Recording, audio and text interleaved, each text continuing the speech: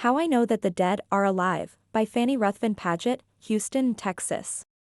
First published in 1917. Foreword. Fools deride, philosophers investigate.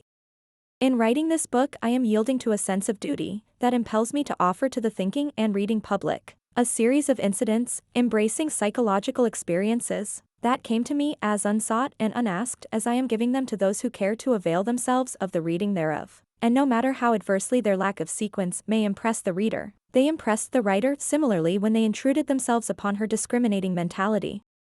When evidence of this mysterious force first manifested itself, May 21, 1911, I was an avowed non-believer in religion of any kind, with little knowledge and less toleration of all things supernatural.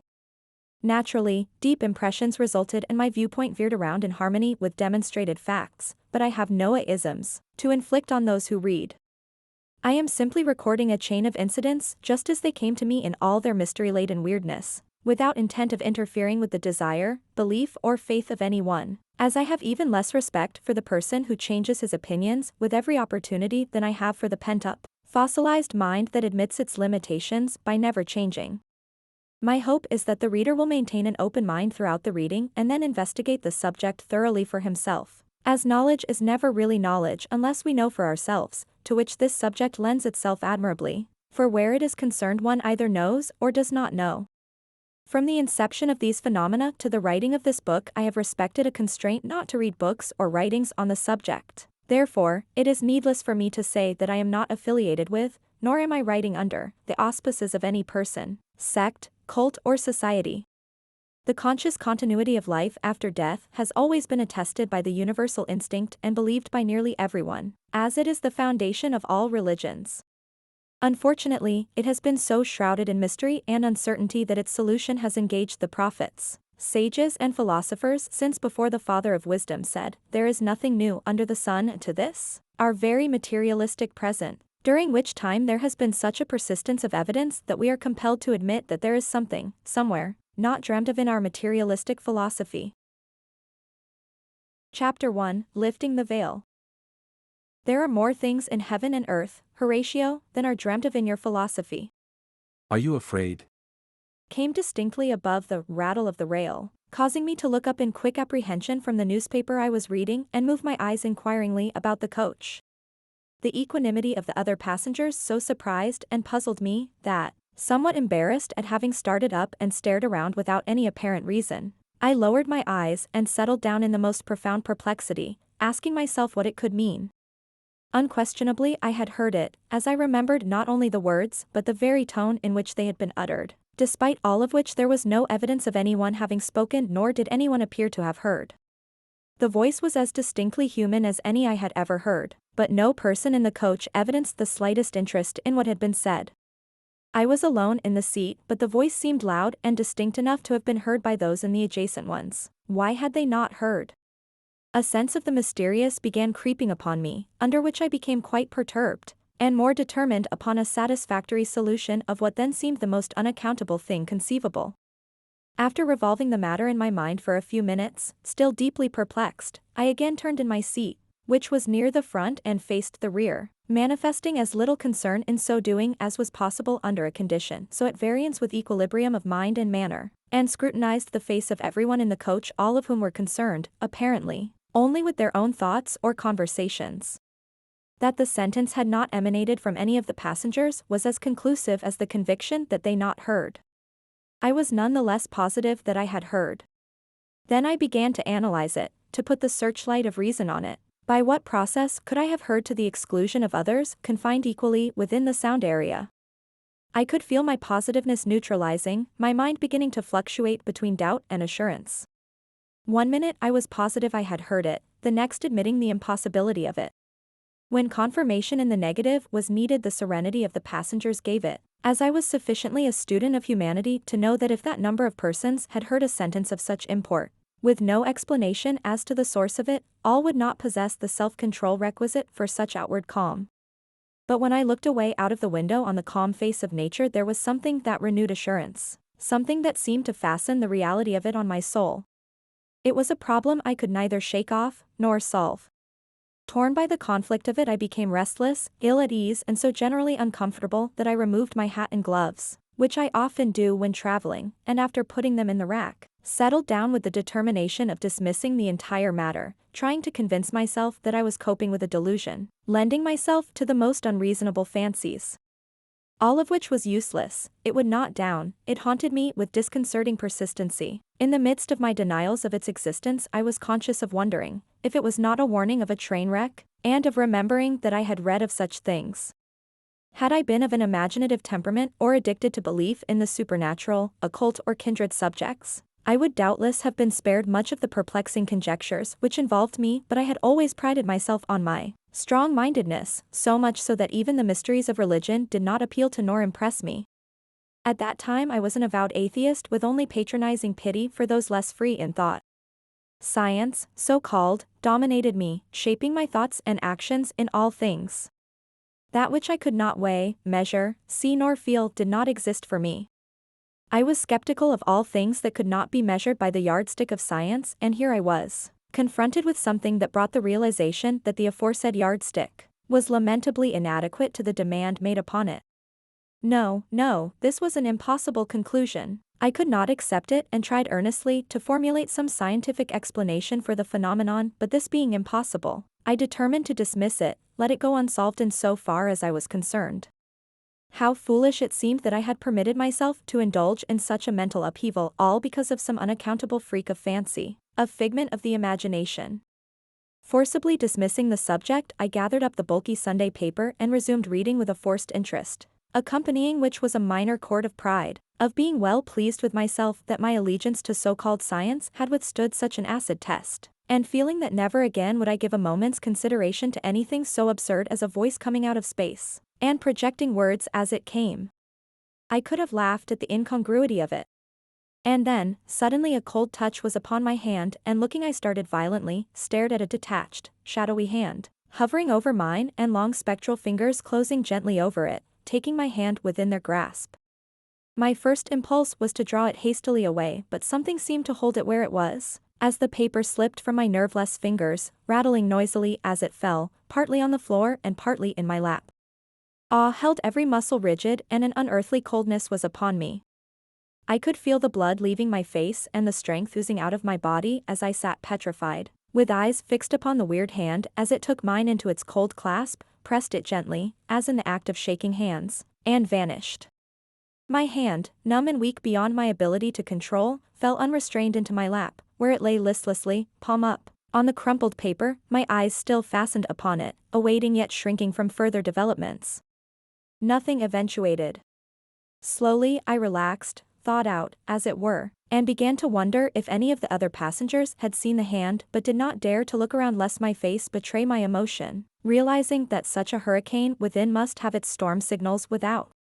With this realization I began suppressing any outward evidence of emotion, and gathering up the paper settled myself back in a more or less studied attitude of composure, pretending to read, while I thought it out, trying to square sanity with such a happening. Suddenly I was conscious of the most startling thing imaginable. I was not alone in the seat. An intangible presence, indefinable yet existent, was beside me, so near that I could have reached out my hand and have touched it. Be assured that I didn't. A heavy coldness oppressed me, little breaths of air fanned my face, hands, and feet, sending cold waves of apprehension into every nerve, as I perceived the presence moving, space by space, nearer to me, almost overcoming me with awe. It was touching me. Soft touches came upon my hand, at first not heavier than the falling of a feather but gradually increasing to perceptible indentations, which I could feel and see, in so far as the indentations were concerned, but could not see the cause that produced them. When the indentations on the hand ceased, I could see shadowy fingers, so transparent as to be scarcely perceptible, more of a suggestion than a reality, moving up my arm, touching lightly as they went. A moment later I felt them distinctly on my face, first on the forehead, then, in a patting, caressing way, on the cheeks. At every point of contact a cold impression remained, despite the fact that the spectral fingers had become humanly warm, which outweighed in a creepiness the touch of the cold. Distinctly came the impression as of an open hand passing over my hair, as though smoothing it back in a caressing way, producing anything but a caressing effect. My whole being seemed slipping into unconsciousness, as I struggled against the perturbing mystery, trying to keep ever uppermost in my mind that I was not alone but one of many passengers, and must therefore regulate my actions accordingly, maintaining outward calm regardless of what was raging within, which seemed the most trying test ever put upon my self-control. Especially so when that great, weird, awe-inspiring presence came nearer and nearer, until I could feel its body pressing heavily against mine as it stood beside me. As I waited in agonized suspense, 2 hands, instead of one, were caressing my hair, then 2 cold palms were taking my face between themselves. After a moment there was a gentle lifting pressure and I knew my head was being thrown back, my face lifted. I looked up and caught the faintest glimpse of dark, luminous, detached eyes looking down into mine. The eyes were all I saw, the outline of the face shading into nothingness. I could feel the pressure withdraw and lowered my eyes quickly, turning my face away toward the window, fearing it mirrored my agitation of mind, which might subject me to the criticism to any who might be observing. Thus I sat rigidly, almost incapable of movement, held apparently by a power stronger than my ability to move or to think coherently. Therefore, for the time being, I did neither, while ardently desiring to do both. Meantime that unearthly being in all of its weird persistence, pressed its touches, its caresses upon me until awe merged into resignation and resignation into indifference, a feeling that I must endure that which I was powerless to control. With the coming of this resignation the shadowy fingers ceased their manipulations, the weird presence sat down beside me. I knew it was there, could have put my hand upon it without looking around, but instead with my hand resting on the window sill I continued to look straight out over the green fields and the grazing cattle, not daring to think or trying to explain it to myself. Even then I realized it was the one thing of all things I preferred not accepting, the demonstrated existence of the so-called supernatural. This most undesirable mental constraint was interrupted by a voice, softly calling my name. Fanny. Instinctively I turned toward the presence beside me in a listening attitude without even a suggestion of fear or uncertainty. The mystery of the voice was solved. For some seconds I waited in listening attitude, but as nothing further was said, I relaxed and would have resumed my position, looking out the window, but was arrested by a voice in pleasant challenge. You were not afraid, were you? No, but woefully mystified, I answered mentally, that is thought it, feeling that if this apparition, creature, being, ghost or goblin, or whatever it was, could not hear without my attracting the attention of the passengers by speaking aloud to that which was to them not only unseen, but unrecognizable in any way, conversation would either have to be dispensed with entirely or conducted on a one-sided basis, as it was very evident that I alone heard the voice or was conscious of the presence. However, to thoroughly satisfy myself on this point I looked the passengers over carefully again, confirming my conclusion, which, while it increased the mystery, was a mental relief, as I felt that I could better cope with it alone, than to attract attention to that which I could not any more explain to myself than I could to anyone else. I wondered somewhat resentfully why I had been left to puzzle and conjecture over the source of the voice, when evidently the author of it was there all the time and could have spared me the mental disturbance to which I had been subjected. My thoughts were answered as though I had spoken. It was better so. My grievance vanished at the sound of the voice, so human, clear and distinct that the strangeness grew upon me that I was the only one who could hear it. It seemed so unreasonable. Again my thought was answered. When you understand it will no longer seem strange. It is strange enough now, I mentally ejaculated, as I settled back resigned to anything that might eventuate, which was evidently an ideal condition for the furtherance of this mode of conversation, as the voice began instantly. He is waiting for you. This not only surprised but interested me. I knew the reference was made to my fiancé who was waiting at the Grand Central Depot in Houston, to meet me upon my arrival in that city where I was en route to spend the day at his invitation. My thoughts went so absorbingly to the object in question that I ignored the presence until a touch on the arm came as a reminder that I had withdrawn my attention while it was yet required. I resumed the listening attitude and the voice continued as though uninterrupted. He is not coming home for some time. While I did not know just when he would return, I knew it was not unlikely that he would be detained many days from home, as he was of those who sat at cards in the political game, the issue of which, at that time, was of statewide importance, requiring his presence in the various sections of the state and leaving little time for aught else. Here I beg pardon for introducing that which is seemingly irrelevant to the subject, but as the seen and the unseen are so intimately interwoven it is almost impossible to treat of one without including the other, Especially so, when one is retailing one's personal experiences, where everything points to the mundane and super-mundane in their relation to each other as parts of one stupendous whole, by the very nature of which there are other personalities yet to be incorporated, for which I apologize in advance.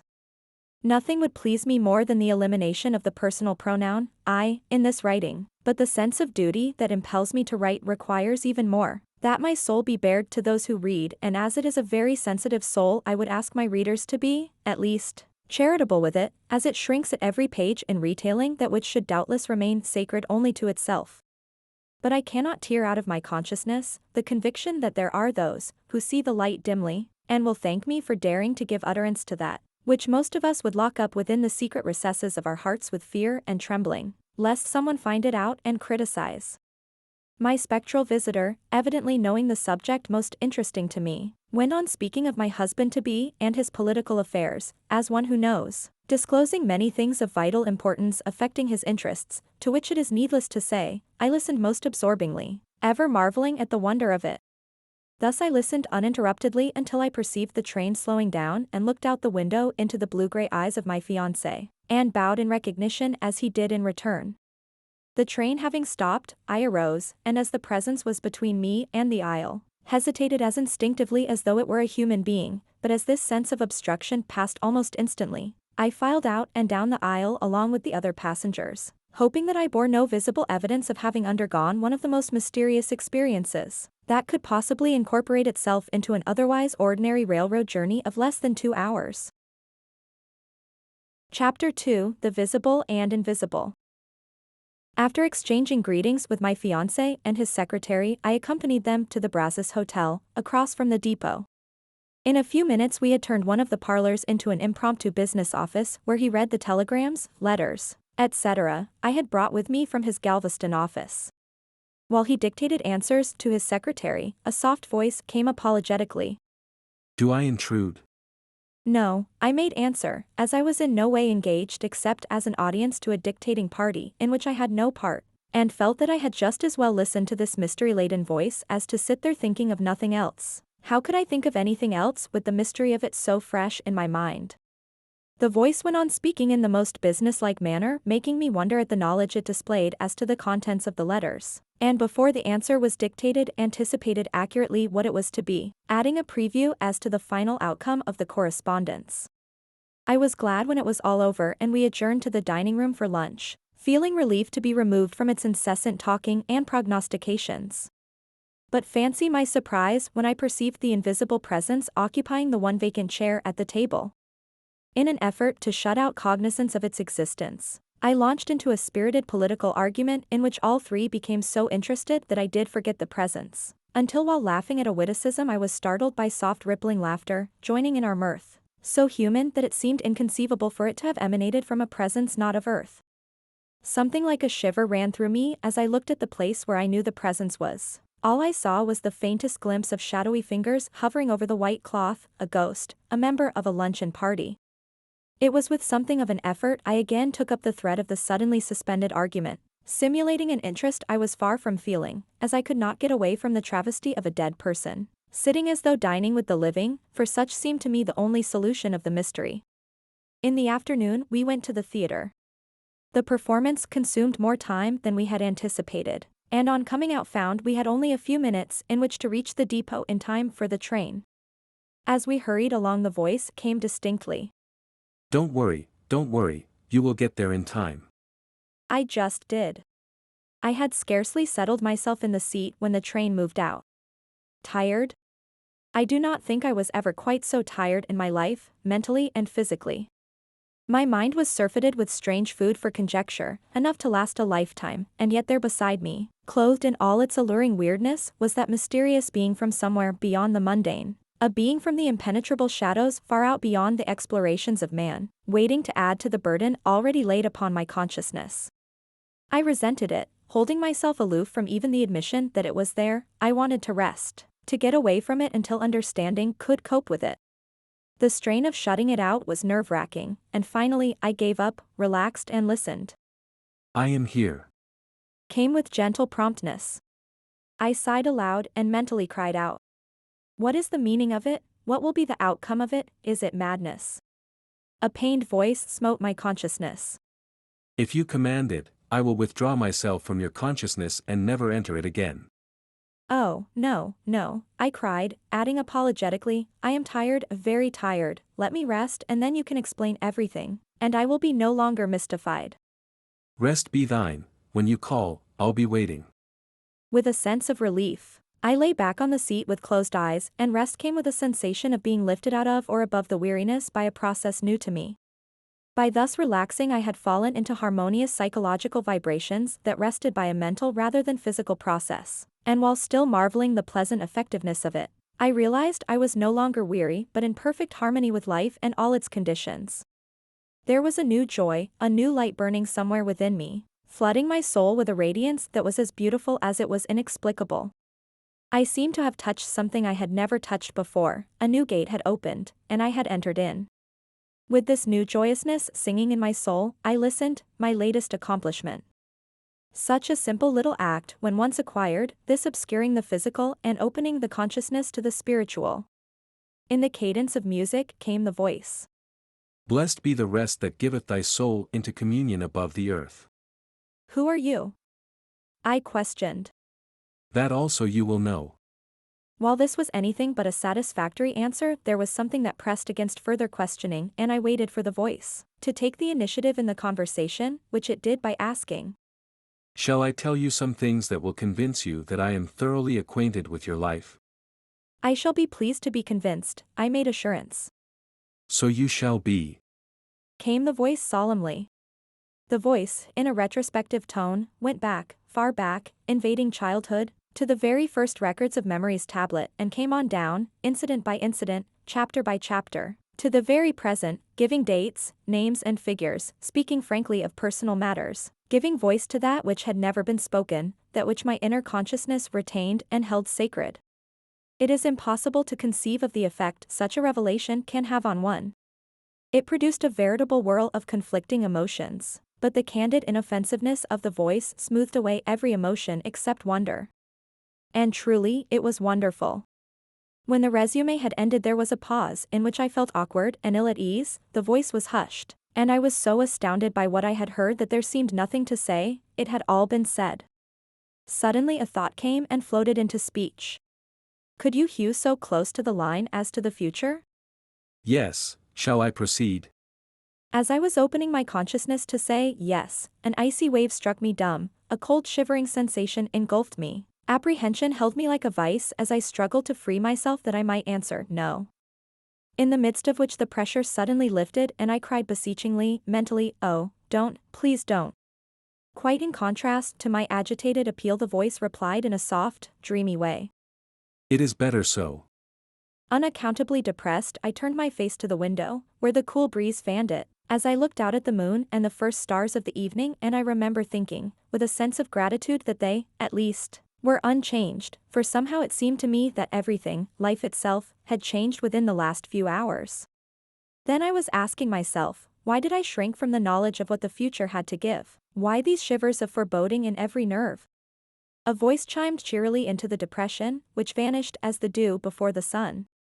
Laugh and the world laughs with you, you know the rest. This applies equally to the spirit world.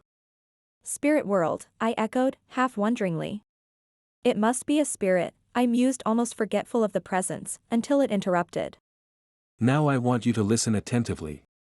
At your service, I hasten to assure, as I changed the oral gear from the physical into the spiritual. The voice began, so human in its every accent that still I marveled at it. From the ordinary tone it began alternating high, low, harsh, gentle, soft, loud, and while I wondered at such a proceeding, it quoted softly in a far-away, dreamy voice. How pure in heart and sound in head. With what affections bold. Should be the man whose thoughts would hold an hour's communion with the dead. The dead, I mused and fell under the spell of its awesomeness, from which I was awakened abruptly by the voice screaming into my consciousness. Who wrote that? I don't know, I cried, but for mercy's sake don't deafen me with your vocal gymnastics, it hurts. Wonderful, wonderful. Purred the voice. How sensitive your hearing is, and you really could discriminate as to the tones. Every variation, I replied. Why did you not say so before? I thought you knew. I was sounding your sensitiveness to ascertain to what extent it could be relied on. I could hear your voice, in its every intonation, as well as any human voice. Marvelous, marvelous. My companion was evidently delighted, which fact pleased me, and we entered into conversation as unreservedly as any two earth beings. To avoid any misconception as to the modus operandi of such conversation, it may be well to explain that my questions and answers were given at all times mentally, and under no circumstance did I ever speak aloud, while the voice speaking to me had the same sound and tone as a person speaking in ordinary conversation. Hereafter when I say, I said, etc., understand that I simply think and it is heard just as though I had spoken, as thought is the language of souls.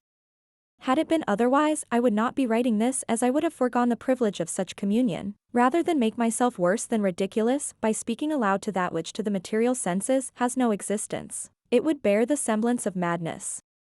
This process of hearing is like, yet wondrously unlike, its physical application. In automobile parlance it might be described as changing gears, which is accomplished by reversing the connecting link which holds automatic connection between the physical and the inner consciousness, and which by a mental process can be thrown out of automatic harmony with the physical as effectively as the physical, under ordinary conditions, shuts out the spiritual. By this reversal the spiritual hearing, which is from within, transmits itself to the physical sense instead of vice versa. To the receiving senses the sound of the voice is the same. When once the right connection is understood and established, this mode of hearing is as easy and spontaneous as the physical. It is all a matter of proper connection with the right vibrations. To illustrate, the paraphernalia of a wireless station would remain forever without receiving a message if not properly connected, but put it in harmony with like vibrations and messages result. We are all, more or less, unconnected paraphernalia. The same principle applies to the telegraph, telephone, electric lights, gas, and other things that come under our daily observation. Everything depends on proper connection. The spiritual hearing, which is a transmission of voice through the soul consciousness to the physical sense, requires as much direction in the accomplishment thereof as the physical, contrary to the generally accepted theory that total relaxation or mental blankness is the ideal condition. It is a listening from within instead of without. Who has not, in supposed fancy, heard someone call his or her name, and, listening, hears nothing? However, at the instant of the hearing spiritual connection existed, but the physical act of listening throws the connection back into the physical. Conscious harmony or understanding should be established and maintained between soul and body, realizing that they are separate and distinct entities, that the body is the servant of the soul and subject at all times to its direction. The body belongs to the soul instead of the soul belonging to the body. The soul lives after the body is dust. It is the soul, the inner self or spirit within the physical body, that communicates with the disembodied spirits and transmits their voices to the physical sense. As I listened to the voice, as it went on, I realized in all its fullness that I was in actual communication with a being from the other side of life, one who had solved the mystery of what we call death, and I was conscious of a feeling almost new to me, humility. I wondered why, after I had so persistently denied and openly ridiculed the supernatural in all its phases, that so wonderful a demonstration of its existence would be made to me. My previous attitude in these premises made me almost afraid in the presence of the reality of that which I had always denied, and a sense of unworthiness weighed heavily upon me. A voice soft as music wafted into my troubled consciousness. Why not rather rejoice, that you have been given to know, that which you refuse to believe blindly?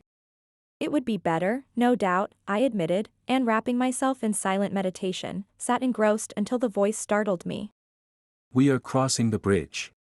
So we are, I acquiesced as I looked out over the bay, beautiful in the moonlight and rather turbulent for a day so calm, and so I sat staring, dreaming until the water gave place to the land and the clanging, stopping train called me from dreaminess into the realm of reality. A few minutes later I was pressing my way through the usual Sunday excursion crowd, and soon had reached the automobile and was driven quickly home.